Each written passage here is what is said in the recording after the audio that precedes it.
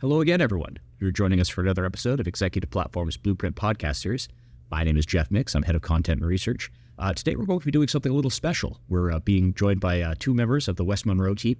First, we have Jeremy Tancredi. He is a specialist in all things to do with supply chain, but especially as it comes to AI as a way to minimize disruptions in a disruptive world.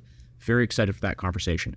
And soon after that, we will be joined by his colleague, Randal Kenworthy, but more of that to come. Jeremy, thank you so much for joining me today.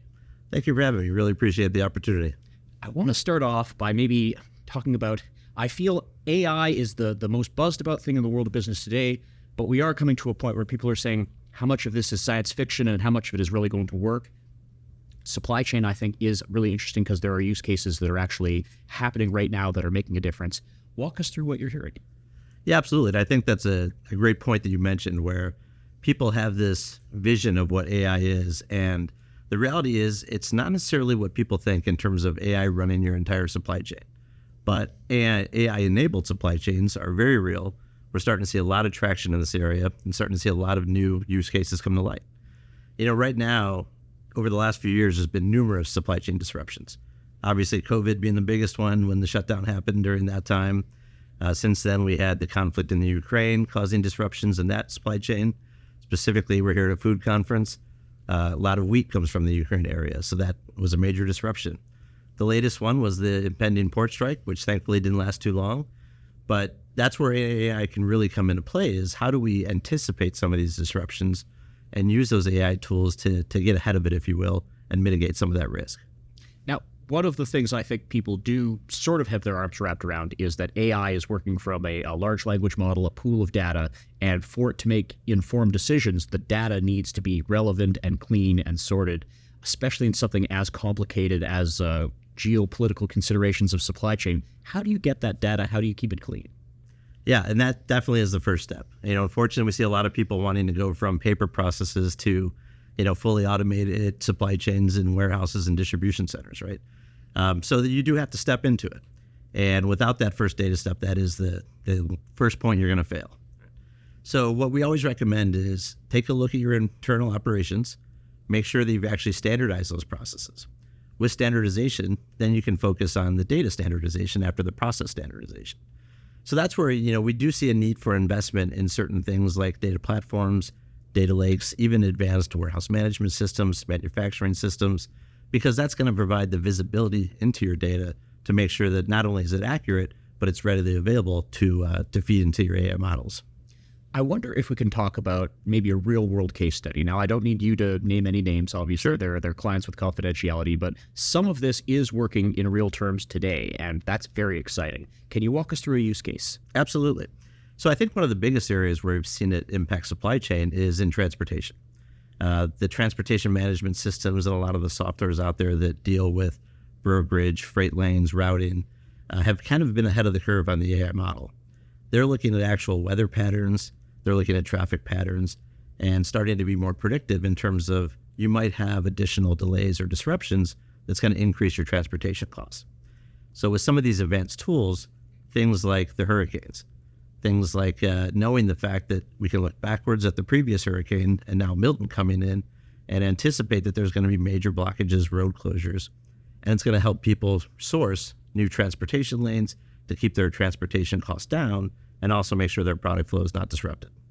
So for supply chain executives who say, I can see it's the future, I just really don't know where to get started, what are some of the talking points or advice you have for companies that want to get serious about this, but maybe don't want to eat the elephant all at once? Yeah, I think, one of the things we talked about earlier is make sure you have a handle on your data. But then secondly, don't try to build it on your own, right? There are a lot of tools out there that you can access to help understand what the possibilities are. You can ask chatbots, what's the best use case? And they will give you an answer and give you a starting point. But from there, leverage some of these tools out there and just talk to some of the providers because we see too many people trying to build their own. And the technology is advancing so quickly right now that the best case that they can have is actually seek help and then you leverage that as a starting point. You don't have to be the first one. You can jump on the bandwagon and still get a lot of value from it. I wonder if we could talk about West Monroe specifically. I know your organization is a leader in helping companies sort of bring some of these tools on board. putting it maybe on top of their existing toolbox, but what does that process actually look like? What is the working relationship like? Yeah, for us, one thing that we really find differentiates us from some of our competitors is, yes, we do business strategy, but we also are tech-enabled, and we help them through actual execution of these AI models. We have a large technology practice that can help customize different processes. They can help build digital tools. We have a digital studio that does some of that. But we combine that with people like myself who spent years in industry and understand how to actually run the operation from the ground up. So we combine that kind of leading edge technology specialist with our industry expertise to really make sure that our clients know that not only can we suggest that roadmap and strategy, but help them execute and make sure it's successful for them. Now, does West Monroe have a specific set of tools that they prefer to work with? Are they sort of tool agnostic? When you're working with a client, presumably they have already done some things. They have legacy assets that are part of the conversation. Walk me through that part. Yeah, we do stay technology agnostic, just for the simple reason that we don't believe that there's one right solution for everybody. It's customized to your business, so we look for the right solution for your industry, for your business itself. But then we also make sure that even if you have existing systems, it's not always the best move to rip it out and spend a lot of money on something new. We try to make sure that we can extract value from your current systems, understanding everybody has budget constraints, but sometimes it is necessary to make that investment.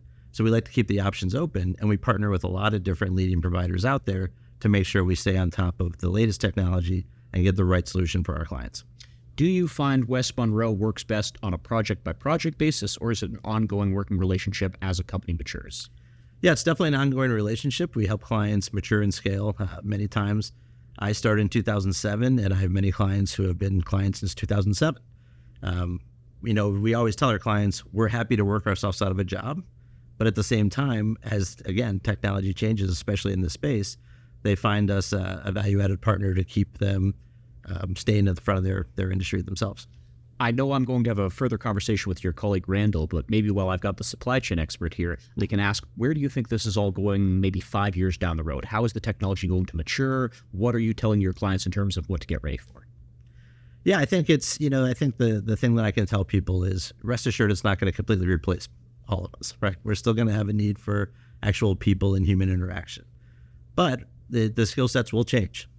The workforce is going to have to be tech-enabled. They're going to have to be ready to upskill and learn how to use data in the correct way because, as we discussed earlier, data is the foundation of it all, right?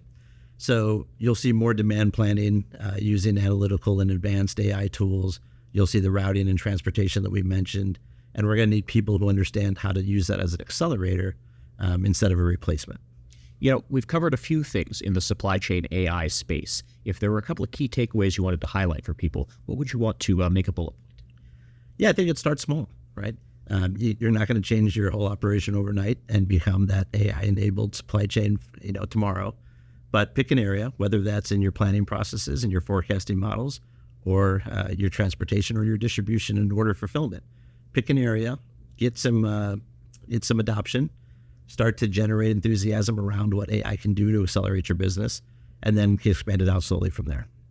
So for people who have been listening to this and maybe have a few questions relevant to their own supply chains, what is the best way to get in touch? Yeah, if you go to westmonroe.com, you can go to the operational excellence practice listed at the top there. And underneath that, you'll have supply chain. And you can find all the use cases that we've done and more about the different things and different ways we've helped our clients.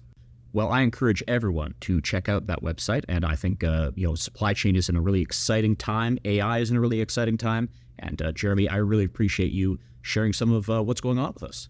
Yeah, I appreciate you having me.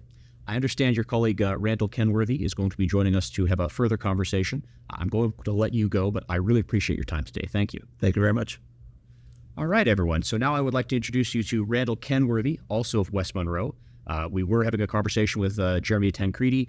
He was fantastic and really gave us some information on the supply chain side of things. And his colleague Randal is much more in the manufacturing space. I understand he actually just gave a presentation on how data and AI is shaping the future of manufacturing. Correct. It's a really exciting topic. Thank you so much for being here. It's great to be here. Excited to be here, and thank you. It's been a great program so far. Excited to continue to partner with Executive Platforms. Thank you for that.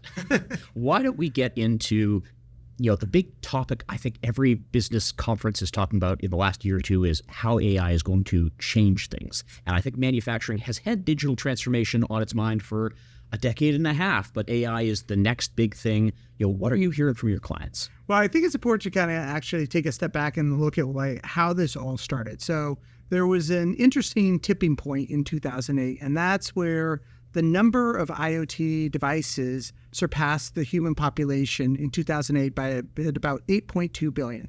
And so that's continued to grow at a rapid rate up to about 30 billion connected devices today. And what that has generated was just this massive proliferation of data. So I think there's different ways to think about how much data has grown, but a couple different statistics. The one I think is kind of most interesting is in 2010, Eric Schmidt famously said that between the dawn of civilization to 2003, we created about 5 exabytes of data.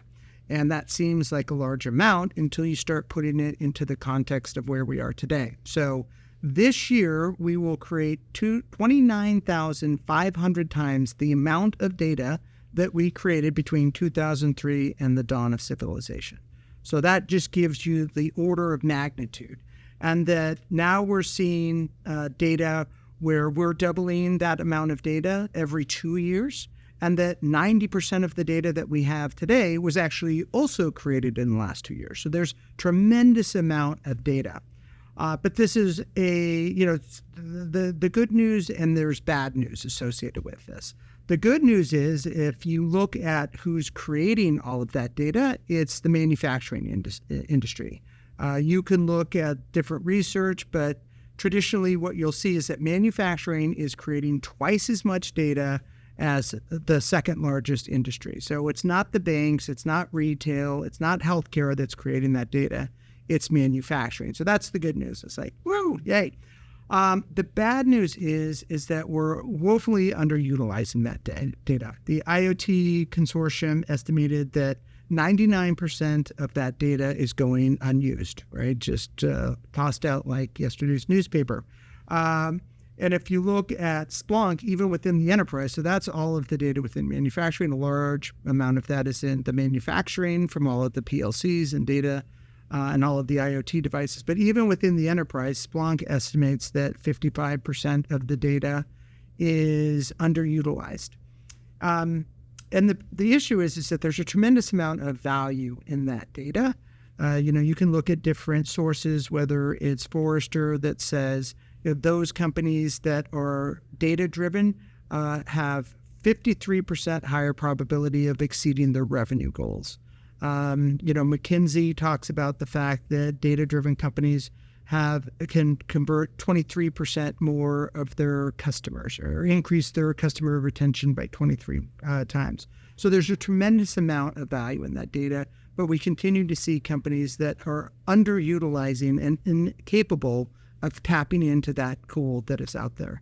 I think Andrew Ng, who's a Stanford professor at Stanford, talked about, AI is the new electricity, but data is the power source behind that electricity. So unless you can get a grasp on that data, you really can't take advantage of the AI. I thank you so much for the context. I think that's a terrific point to make at the top.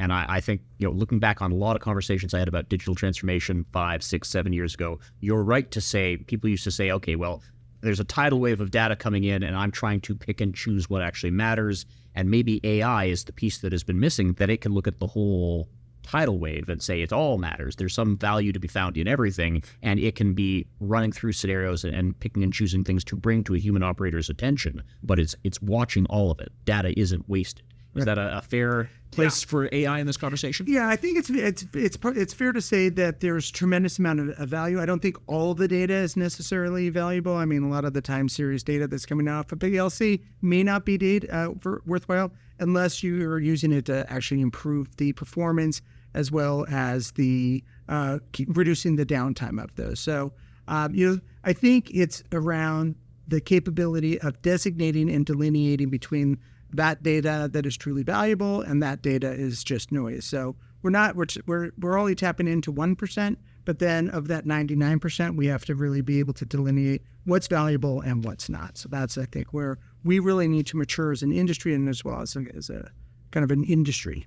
Okay, and that's a great point to make. I think one of the things that everyone can agree is there's enthusiasm behind AI, but it has now also been in the conversation long enough. We want to know what is reality and what is fiction, and maybe we want to talk about use cases. What is being done right now that is actually valuable? Yeah.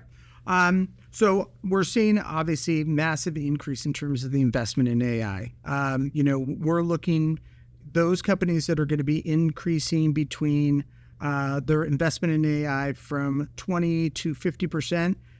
Is about 50% of the organization. So, significant increase in terms of the investment. And if you look at where companies are investing, it's within manufacturing and supply chain are two of the largest functional areas where it's being adopted. I think if you look at the Manufacturing Leadership Council, did some research, and they found that 59% of manufacturers are using it within AI or within production management. Now, we just took a kind of non-scientific poll in the session that we were just having with all the food and beverage executives, and that percentage was actually much lower. Probably more of 10% of the group was acknowledging that they're using AI. So we're seeing that investment. Now, one of the things that we've recognized is that companies are not taking a real data-driven approach to identifying where to apply the AI. So 61% of companies that are using AI don't have any metrics associated with it. So what that means is they're doing it investments out of FOMO. So they're just, they've got the corporate, the CEOs mentioning on earnings calls, which is one of the metrics that we track, is just the significant increase of CEOs mentioning AI on their earnings call has been growing significantly. I think it's close to 85% of those Fortune 2000 now reference AI, but only 61% of them have any type of metrics associated with their use of AI. So they're basically doing AI for the sake of being able to say we're doing AI. So we take a three-pronged approach to helping identify where AI has the most applicability. So the first is a lot of companies are looking and basically saying, we think this is a problem area. Let's go apply AI or technology to address that particular pain point. We don't think that's the best way of actually identifying where to invest. We believe that you should be using data to identify where you need to invest. So with our clients, what we use is a methodology called value identification delivery. And this is really the concept of let's leverage the data to help us identify where to apply data. And so this approach is taking large volume of transactional data and using it to designate and identify within different functional areas where there are margin or improvement opportunities. And that can be top line revenue growth or bottom line improvements. So as a particular example, we're working with a mid-market manufacturer. Their situation is they've got actually a pretty solid data platform. So they're actually ahead of a lot of their counterparts. But realizing that they want to be the alpha in their industry, alpha being kind of a designation of those companies that are outperforming their competitors in a market. So this is a company that says we want to be the alpha and we want to use data and AI to do it. So we've got the foundation, but we don't know where to apply it. So we're using this methodology and looking across both the front office, across their value chain, as well as in the back office to identify what those opportunities are. So what do I mean by that? So we're taking large volumes of data, transactional data, supply data, GL data, and putting it into a tool. We use a tool, great partner of ours called Alteryx. We take that data and we use that to develop hypotheses, and we use this tool to validate our hypotheses. So it might be that we think that they've got more opportunities in their segmentation of their customers, or that they've got inefficiencies, or they've got too high of churn in their customers, and what type of customers are churning. So we'll use the data to identify where there are improvement opportunities, and it could be in R&D. Most of it, where we see the greatest opportunities typically is manufacturing, supply chain, but also on customer sales and service. And we can also look at the back office and take a look at how is the IT organization, benchmark them against their competitors, and are they overspending in a particular area? in finance and HR. So we can look across back office operations and front office, as well as the value chain, to identify where those opportunities are. So that's the methodology that we use to help identify where those improvement opportunities are. And then we take AI to help actually implement those. So we'll go through and identify what use cases could be used to address those pain points. I try to put myself in the position of a food manufacturing executive. I'm enthusiastic about AI. I know my C-suite is enthusiastic about AI. I'm not quite sure where to start. It can seem a little intimidating. I wonder if you could walk through maybe some of the advice that you have for your clients who feel that way. Yeah. Well, so I think if you look at those digital transformation efforts that are most successful, they have three aspects to them. One is setting that strategic roadmap. And I think what we just talked about there in terms of using data to identify where the opportunities are, using that to create a prioritized use case inventory, and then connecting that to your corporate goals. That's the first step in terms of setting that overarching strategic plan. And it's often not, surprisingly, that's not actually the way that they go forward. It's more kind of ad hoc, throw a little bit of spaghetti on the wall and see what sticks, right? But taking this more pragmatic and data-driven approach to identifying the opportunities is the first step to create that strategic roadmap. So that's step one. The second is that ensuring that organizations, that they're using the right methodology for implementation of these digital transformation efforts. And what I mean by that is that historically, and what we see clients that are not successful in doing this are using more of a traditional project management approach to driving these initiatives, meaning that we start here, we have a midpoint, and then we're done here. The digital transformation is an ongoing effort. So there's no expectation like we need to be done with this digital transformation or utilization of AI to transform our business by such and such a date. It's kind of an ongoing basis. And the second or the third element that it's important for these to make these efforts successful is to take a different type of mindset in terms of how you measure these. And what I mean by that is that a lot of companies are taking a more traditional approach where there has to be an ROI at this date around this particular initiative, where it's more valuable to take a venture-backed approach to evaluating these types of initiatives. So you may recognize that you're going to take 10 attempts at this and using AI to drive operational improvements on the manufacturing floor, and maybe the first 9 aren't as successful as they are, but that 10th one is really going to drive that improvement. So not viewing this as a portfolio strategy to drive that operational improvement. So those, I think, are kind of the 3 keys to driving this effort successfully. I wonder if we can talk about what makes West Monroe a leader in this space and a partner of choice. I think it's an exciting time for AI. People do want some guidance from an organization that has a lot of experience in it, but walk us through what makes West Monroe unique. Yeah. Well, I think it's a great question. I think it's important to get a better understanding of the genesis of West Monroe.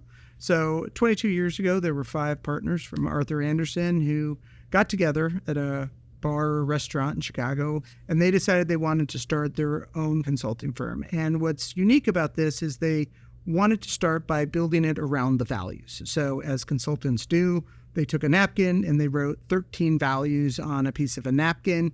Those values included things like practical innovation, build it better together, and really one of them that I found kind of unique and one of the reasons I joined West Monroe was this concept of fun, right? So they built the firm around the culture and making sure that we have that strategic advisor, long-term relationship with our clients. And the other aspect that I think is critically important and what makes us unique is the focus on practical innovation. 60% of my portfolio within the consumer and industrial products practice comes from private equity, and we do a lot of work with the portfolio companies of private equity. But the reason I bring this up is that's instilled in us this DNA of being very practical around the work that we do. Private equity don't have a high tolerance in terms of investing on the theoretical or on 50-page PowerPoint slides.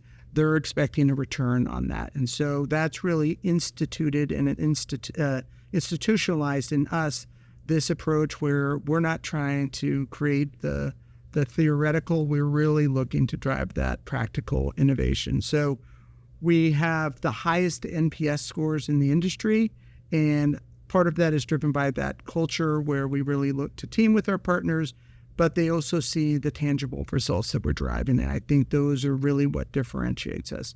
The other aspect of that we take a great deal of pride in is multifunctional teams. So that includes people like myself, who I lead the industry team. So bringing in people with deep industry expertise, even down to the sub-segment level. So, with food and bev, we have a unique specialty in food and bev, but other specialties in retail, in apparel. So we have deep expertise within the industry. The second is the technical expertise. So we have, especially within data and engineering, but strong technical teams, and then the functional expertise. So whether it's supply chain, finance, HR, change management, we have that functional expertise. So on any project, we really drive to bring those three expertise, the industry, technical, and domain functional expertise, to really bring those solutions to our clients in delivering pragmatic, practical solutions.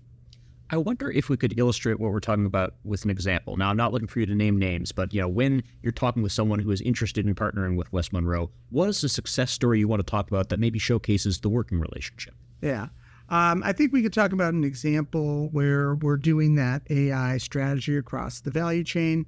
So in that particular team, we're going to be bringing in some of the industry expertise who know, in this case, it's a discrete manufacturer. So we've got the SMEs who know manufacturing, the SMEs who know supply chain. So we're bringing in kind of that industry expertise on discrete. We've got a technical team, and we're also bringing in our organization and design team. I mean, one of the things that we recognize is that digital transformation efforts that are successful are 90% change in people and 10% technology. So we always want to focus and incorporate that change in people aspect into it, which I think is sometimes underutilized, not only by our competitors, but oftentimes we have to convince our clients of the importance of that change management. So that's an example of we're bringing all of those domains and expertise into this particular project.